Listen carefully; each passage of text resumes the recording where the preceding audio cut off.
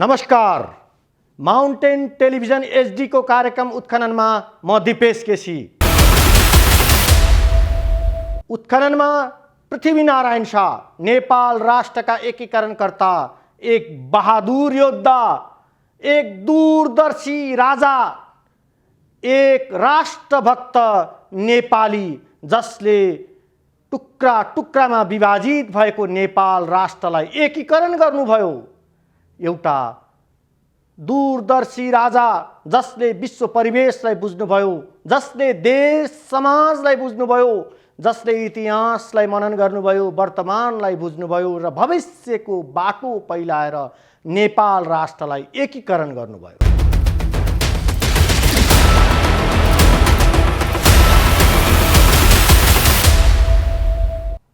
एउटा राजकुमार जो जन्ती सहित दुलै लिन जान्छन्, आफूभन्दा समृद्ध राज्यकी राजकुमारी विवाह गर्न लागेकोमा दङदास हुन्छन्।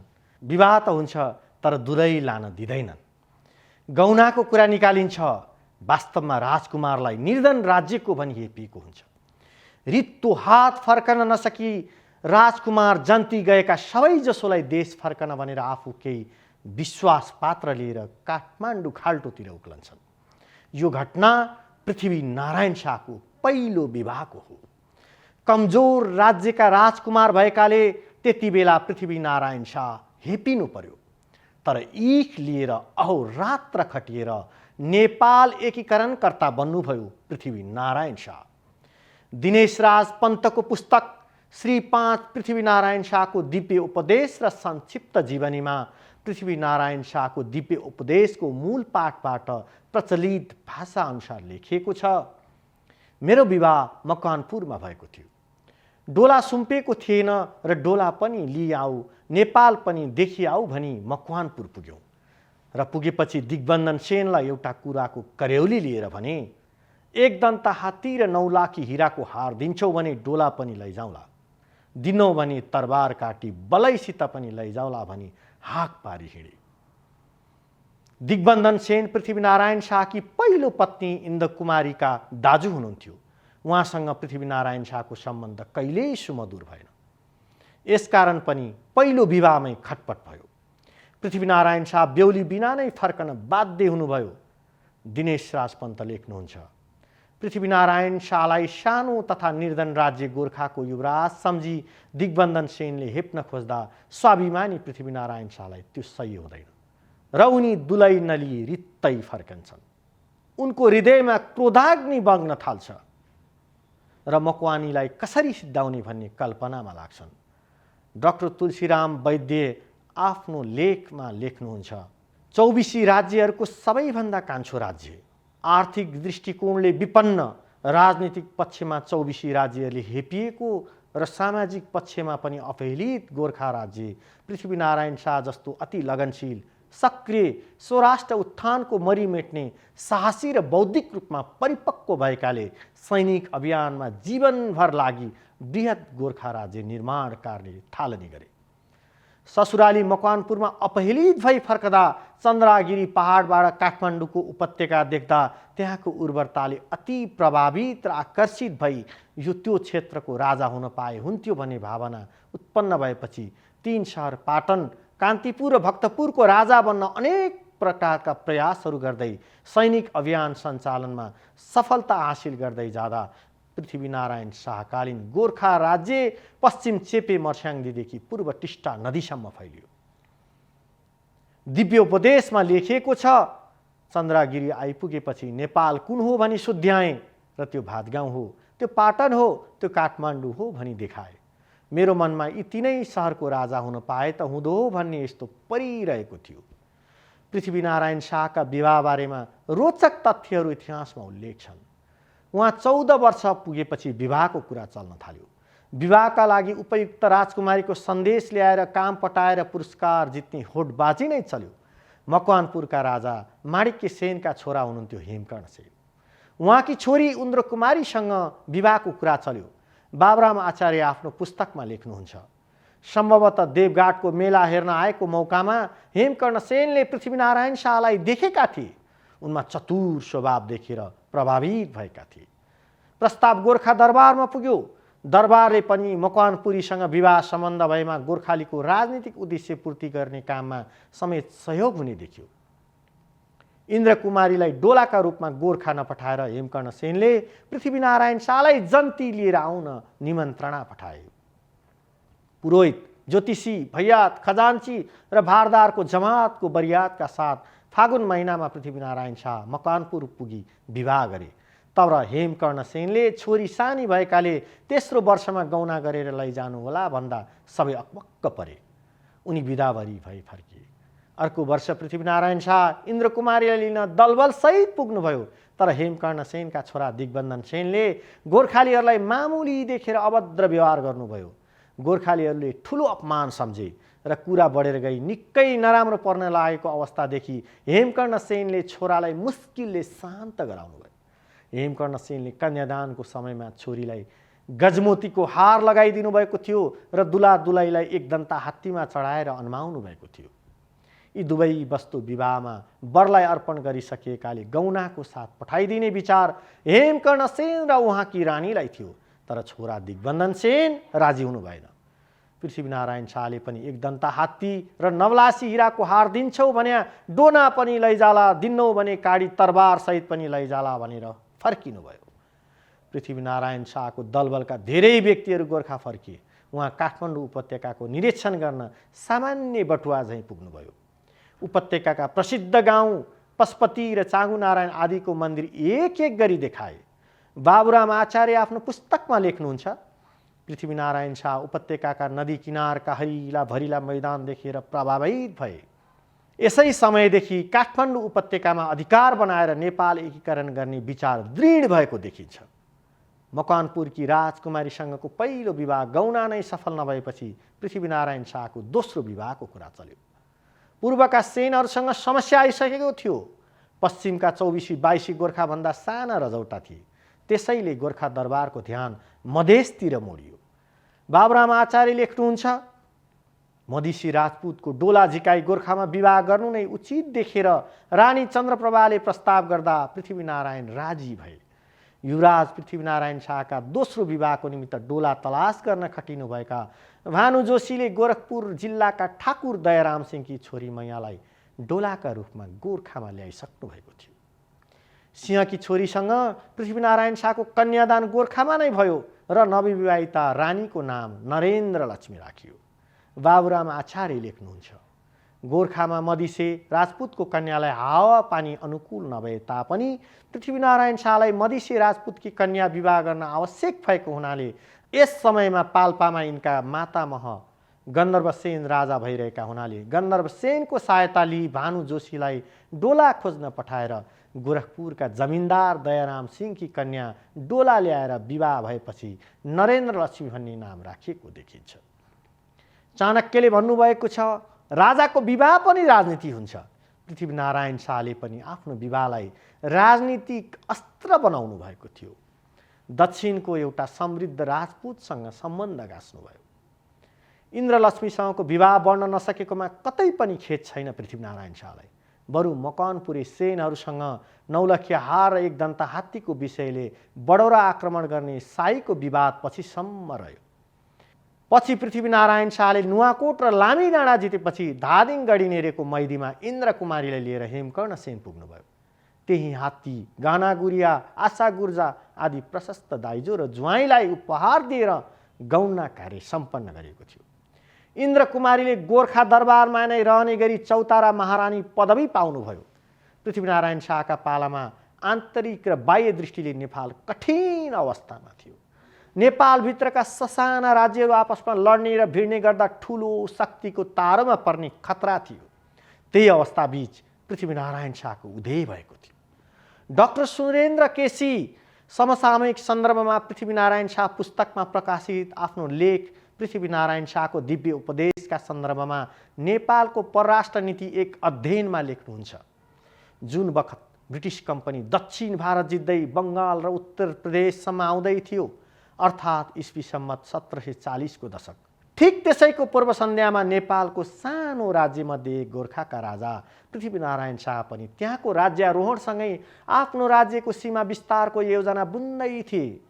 7 जनवरी सन् 1723 अर्थात् विक्रम सम्वत 1779 का रात्रिमा आधा रात हुनुभन्दा पहिले नै माइली रानी कौशल्यावतीको गर्भबाट पृथ्वीनारायण शाहको जन्म भयो। बाबुराम आचार्यको अनुसार पृथ्वीनारायण शाहको जन्म विक्रम सम्वत 1779 पौष कृष्ण अमावस्या परशुक्ल प्रतिपदाका रात्रि घटी 10/19 बृहस्पतिबारमा भएको थियो। बाबुराम आचार्य लेख्नुहुन्छ, पृथ्वीनारायण शाह बालककालदेखि नै चतुर, प्रतिभाशाली र होनहार थिए। हाँडे उक्खर, डन्डी बियो, भकुण्डो र कुस्ती खेल्दै उर्किए। 9 वर्षको उमेरबाट घोडा चढ्ने अभ्यास गराइयो। पृथ्वीनारायण शाहलाई दरौदीमा पौडी खेल्न अभ्यास गराइन्थ्यो। एक दिन पौडी खेलेर थकाइ मारेका समयमा केही पर उखुबारीमा पाकिरहेको उखुको लाक्रा देखेर युवराज पृथ्वीनारायण शाहलाई लाक्रा चुस्ने इच्छा भयो र साथीहरूलाई समेत लिई केशवद्वारे नामका एकजना व्यक्तिको बारीमा गई लाक्रा भाँची चपाई फर्किनु भएको थियो। दरबारका खवास केशवद्वारे रानी चन्द्रप्रभालाई उखु चोरी खाएको भन्न पुगे। चन्द्रप्रभाले युवराज पृथ्वीनारायण शाहलाई बोलाएर भन्नुभयो, तिमी त राजा हौ, रैतीलाई राजी राखेर रजाई गर्नुपर्नेमा यसो किन गर्यो? यसरी हप्काउनु भयो पृथ्वीनारायण शाहलाई आफ्नी आमाले। डाक्टर जगमान गुरुङ आफ्नो लेखमा लेख्नुहुन्छ, त्यति बेला नेपाल 54 टुक्रामा विभाजित भएको थियो। पूर्व मध्यकालमै नेपाल उपत्यका जर्जर भइसकेको र शासकहरू एक समूहले अर्को समूहलाई दमन गर्न एक थरीले जुम्लाका खसलाई र एक थरीले सिम्रौनगढका डोयहरूलाई झिकाउने गरेको थिए। डाक्टर गुरुङ लेख्नुहुन्छ, पृथ्वीनारायण शाहको समयताका अघि नेपाल तराईमा विकसित मिथिला र कपिलवस्तुको प्राचीन गौरव गाथा लोप भइसकेको थियो। सिम्रौनगढ पतन भइसकेको थियो। थारू राजा दङ्गी शरणको कथा मात्र बाँकी थियो। त्यसकारण त्यसबेला नेपाल तराईमा कुनै स्वतन्त्र राज्य थिएनन्, केवल जमिनदारी मात्र थिए। त्यसबेला भारतमा मुसलमानी साम्राज्यको पतन भएर अङ्ग्रेजी साम्राज्य स्थापना हुन लागेको थियो। नेपाल उपत्यकामा इसाई पादरीहरू आएर बसिसकेका थिए। तिनीहरूले नेपालीहरूलाई पनि इसाई बनाएका थिए। सिल्वा लेबीको पुस्तक नेपाल हिन्दू राज्यको इतिहास पहिलो खण्डमा लेखिएको छ। अङ्ग्रेजहरूको नेपालमाथि हस्तक्षेप र मेजर किनलोकको नेतृत्वमा नेपालमा फौज पठाएको कारणले गर्दा गोर्खा राजाको मिसनरीप्रतिको विचार बदलियो। गोर्खाले सबै युरोपेलीहरूलाई शङ्काले हेर्न थाले। पृथ्वीनारायण सिङ्गो नेपालका राजा भएपछि सन् 1769 मा क्यापुचिनहरूलाई आफ्ना अनुयायीहरूलाई पनि लिएर नेपाल छोडी बाहिर जाने आदेश दिए। डाक्टर जगमान गुरुङ लेख्नुहुन्छ, पूर्वको हमलाका क्रममा सिक्किमतिर भागेर गएका राई लिम्बूहरूलाई पृथ्वीनारायण शाहले स्वदेशमा बोलाएर उनीहरूको अघिदेखि चले आएको थिति परम्परा जग्गा जमिनको भोग चलन र हक अधिकार थामिदिएका थिए। यसरी पृथ्वीनारायण शाहले शासकको नभएर एउटा कुशल नेता तथा संरक्षकको दायित्व वहन गरेका छन्। सांस्कृतिक परिवर्तनमा पृथ्वीनारायण शाहको योगदान छ। जगमान गुरुङ लेख्नुहुन्छ, सैनिक सेवामा रहेका बाहुन छेत्रीले लुगा नकाटिकन भात खाए हुन्छ, जात जाँदैन। सैनिक सेवामा रहेका बाहुन छेत्री मगर र गुरुङहरू सँगै बसेर खाजा खाए हुन्छ, जात जाँदैन भनेर आपत धर्मको नीति बनाए।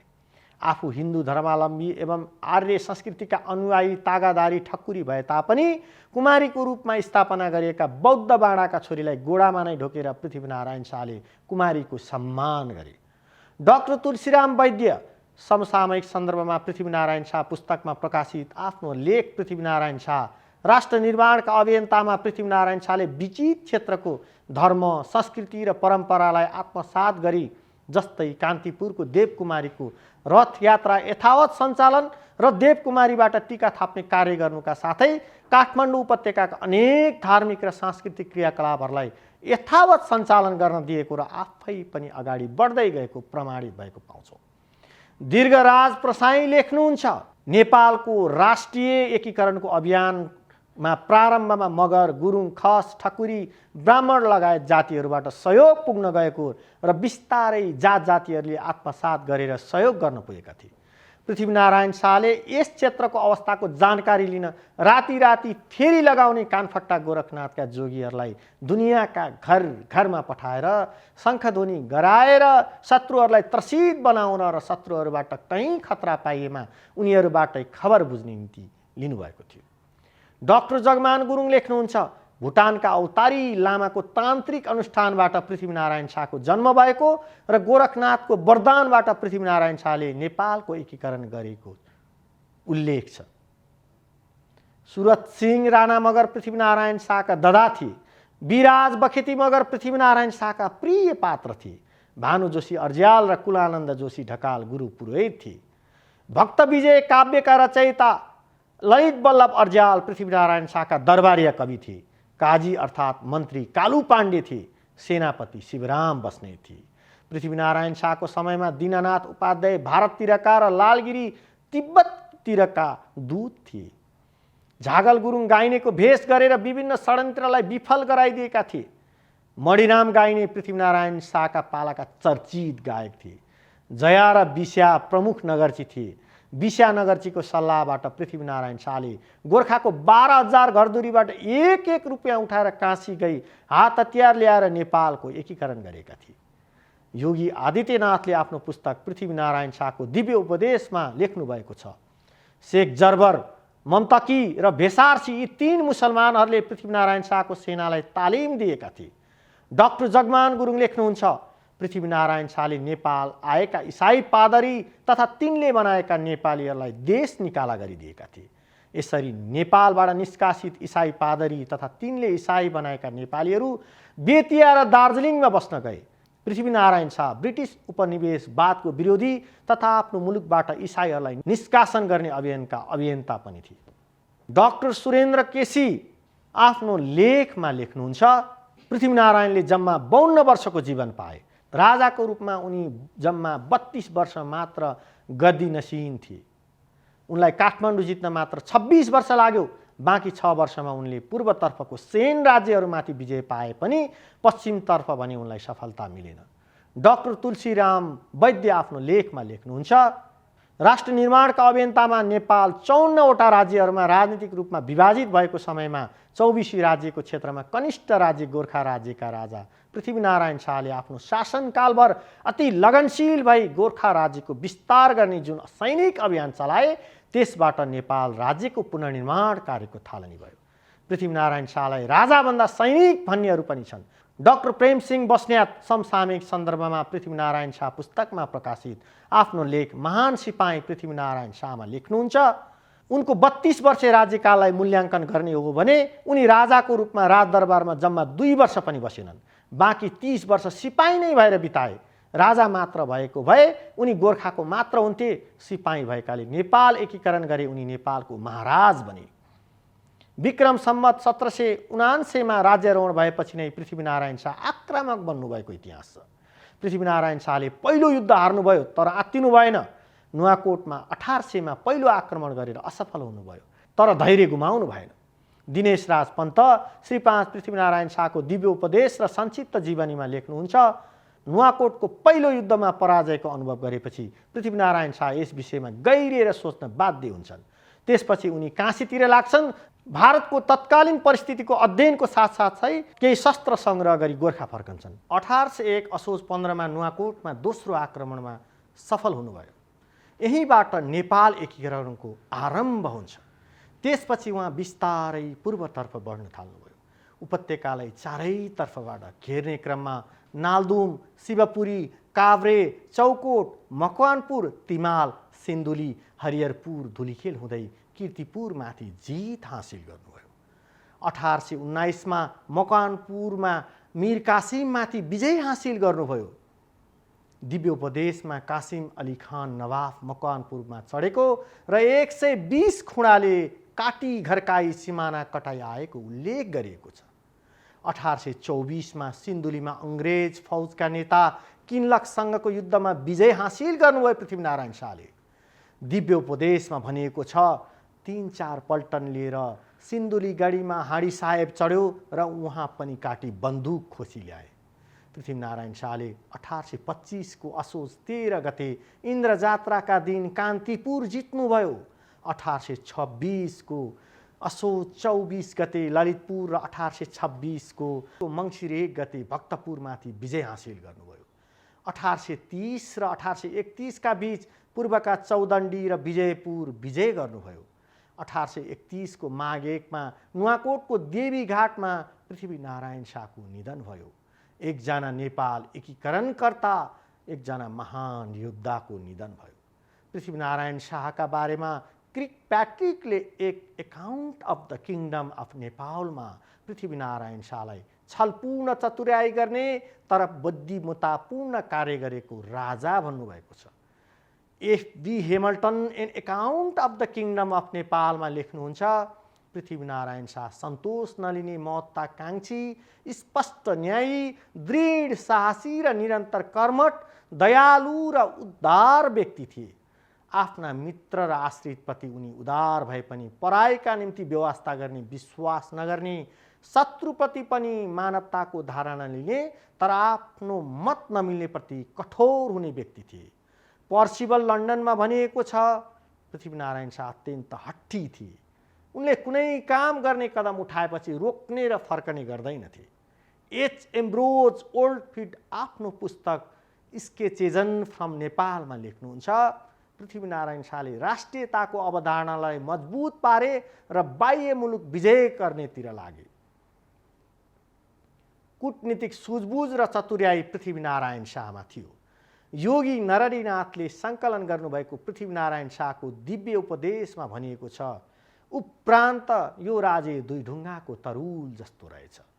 चीन बादशाहसित ठुलो घा राख्नु, दूषितको समुद्रका बादशाहसित घात राख्नु, तर त्यो महाचतुर छ। हिन्दुस्ताना दबाई राखेछ। दिनेश राज पन्त आफ्नो पुस्तक श्री 5 पृथ्वीनारायण शाहको दिव्य उपदेश र संक्षिप्त जीवनीमा दिव्य उपदेशको मूल पाठलाई यसरी लेख्नुहुन्छ, दक्षिणका समुद्रका बादशाहसित घाता राख्नु, तर त्यो महाचतुर छ। हिन्दुस्तान दबाई राखेछ, सरजमिनमा परिरहेछ। हिन्दुस्तान जम्यो भने कठिन पर्ला भनी किल्ला खोज्न आउनेछ। सन्धि सर्प नहेरी गढी तुलाइ राख्नु र रस्ता रस्तामा भाजा हालिराख्नु, एक दिन त्यो बल आउनेछ। यही विषयलाई रामनारायण देवले राष्ट्रियता, सामाजिक र सांस्कृतिक एकताका प्रवर्तक पृथ्वीनारायण शाहमा लेख्नु भएको छ। चीनको शासकतिर शङ्का राख्नु, तर दक्षिणको अङ्ग्रेज शासकसित बढी आशंका राख्नु, किनभने त्यो महाचतुर छ। पृथ्वीनारायण शाहले जाइकटक नगर्नु, झिकिकटक गर्नु, अर्थात् कसैमाथि पहिला आक्रमण नगर्नु र कसैले आक्रमण गर्न आएमा पनि प्रत्याक्रमण गर्न पछि नछाड्नु भनी उपदेश दिनुभएको छ। पृथ्वीनारायण शाहको दिव्य उपदेशमा उल्लेख छ, यो 3 सहर भनेको चिसो ढुङ्गो अल्छी राज्य रहेछ। खेलखाल मात्रै ठुलो रहेछ। कुपको पानी खान छेउ बुद्धि पनि हुँदैन, सुरु पनि हुँदैन, खेलखाल मात्रै रहेछ। दिनेश राज पन्त लेख्नुहुन्छ, आफ्नो अन्त्यकाल आएको थाहा पाएर पनि उनी आत्तिएनन्। नुवाकोट दरबारमै भारदारहरूलाई जम्मा पारी उनले उपदेश दिए। उपदेश दिएको लगत्तै विक्रम सम्वत 1831 माघ 1 गते उनको मृत्यु भयो। नेपाल एकीकरणमा पृथ्वीनारायण शाहको कुशल नेतृत्व, प्रतिबद्धता, साहस र बुद्धिले निकै काम गरेको थियो। त्यसैले दिव्य उपदेश मार्फत पृथ्वीनारायण शाहले भन्नुभएको छ, मेरो साना दुःखले आर्जिएको मुलुक होइन, सबै जातको फुलबारी हो। सबैलाई चेतना भयो। फुलबारीका छोटा बडा चारै वर्ण 36 जातले यो असल हिन्दुस्तान हो, आफ्नो कुलको धर्म कहिल्यै नछोड्नु। यही दिव्य उपदेशलाई डोरबहादुर बिष्टले सबै जातको फुलबारी पुस्तकमा लेख्नु भएको छ। सानो गोर्खा राज्यको विस्तार गर्दै ठुलो दुःख तकलिफ अनि अक्कल र बुद्धिले पूर्व, पश्चिम, उत्तर, दक्षिण चारै दिशा फैलाएर विशाल नेपाल अधिराज्यको निर्माण गरेपछि श्री 5 बडा महाराज पृथ्वीनारायण शाहले आफ्ना प्रजालाई अर्ती दिएर गएका छन्, मेरा साना दुःखले आर्ज्याको मुलुक होइन, सबै जातको फुलबारी हो, सबैलाई चेतना भयो। डाक्टर तुलसीराम वैद्य समसामयिक सन्दर्भमा पृथ्वीनारायण शाह पुस्तकमा प्रकाशित आफ्नो लेख पृथ्वीनारायण शाह राष्ट्र निर्माणका अभियन्तामा लेख्नुहुन्छ, 80% भन्दा बढी जनता हिन्दूहरू भएको देशलाई हिन्दू राष्ट्र भन्नु गलत होइन। चातुर्यताका साथ नेपाल एकीकरण गर्नुभएको पृथ्वीनारायण शाह इसाईप्रति कठोर बन्नुभएको थियो। उहाँले नेपाललाई असली हिन्दुस्तान भन्नुभयो, सबै जातको साझा फुलबारी भन्नुभयो, बौद्ध र मुसलमानहरूलाई सहज रूपमा लिनुभयो, तर इसाईप्रति उहाँको कठोर व्यवहार देखियो। आफ्नो दिव्य उपदेश मार्फत उहाँले जीवनका कठिन मोडहरूको व्याख्या गर्नुभयो। नेपालको भू राजनीतिक अवस्थिति बाह्य मुलुकसँगको सम्बन्धदेखि अर्थ राजनीतिबारे दूरगामी सन्देश दिनुभयो। डाक्टर मदन कुमार दाहाल समसामयिक सन्दर्भमा पृथ्वीनारायण शाह पुस्तकमा प्रकाशित आफ्नो लेख दिव्य उपदेश आत्मनिर्भर अर्थतन्त्र र नेपालको आर्थिक समृद्धि चुनौती र सम्भावनाहरूमा दिव्य उपदेश मार्फत देशको नगद विदेशमा जान नपाउने अवस्था सिर्जना गर्नेदेखि उत्पादन योग्य जमिनको सुरक्षाको विषयमा जोड दिएर दूरदर्शी राजा भएको उल्लेख गर्नुहुन्छ। युद्धकला बौद्धिकतासँगै आफै मैदानमा खटिएर पृथ्वीनारायण शाह भोगविलासमा कहिले अल्मलिनु भएन। 52 वर्षे जीवनमा 32 वर्ष शासनमा रहँदा युद्धमै समय बिताउनु भयो। नेपाल के हो र कस्तो शासन प्रणाली हुनुपर्छ भन्ने पृथ्वीनारायण शाहले दिव्य उपदेश मार्फत दूरगामी सन्देश दिनुभएको छ। यसरी वरपरका राज्यले कमजोर भनी हेपेका र ससुरालीले समेत निर्धन राज्य भनी गणना नगरेका पृथ्वीनारायण शाह नेपाल एकीकरणकर्ता बन्नुभयो। एउटा सानो गोर्खा राज्यबाट विशाल नेपालको सिर्जनाको अभियानकर्ता बन्नुभयो पृथ्वीनारायण शाह, जसको दूरदृष्टिले अहिलेसम्म यो राष्ट्र के हो, यो राष्ट्र कस्तो हुनुपर्छ भन्ने एउटा सन्देश प्रवाह गरिरहेको छ। धन्यवाद।